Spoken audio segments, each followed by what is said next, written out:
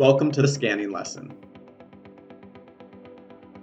The objective of this lesson is for students to be able to demonstrate scanning and be able to explain why it is important. In this clip, the teacher has the students on bikes facing away from her. The teacher is going over the best practices for scanning, which are to do it quickly, to do it in a controlled manner, and to do it over the most appropriate shoulder. The teacher is giving scenarios to the students to practice and decide both which shoulder to look over and doing that for no longer than 2 seconds, giving them enough time to scan and see what is behind them, but not so long that they lose sight of the direction they are traveling.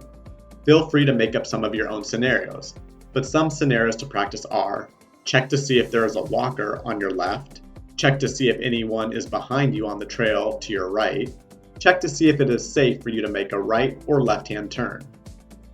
For the activity, students line up at one end of the gym.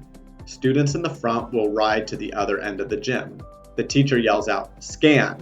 and the rider that is next in line will hold up hands or fingers for the rider to scan and look for.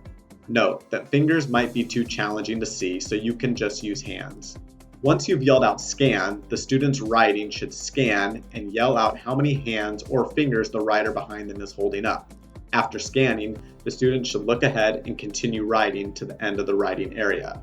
Note that when riders are scanning, they have a tendency to swerve.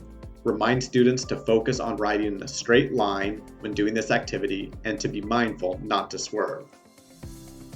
Here is how this skill can be applied in a real-world situation.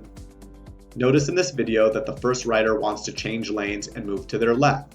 The rider scans, signals, scans again, and then moves to their left to change lanes.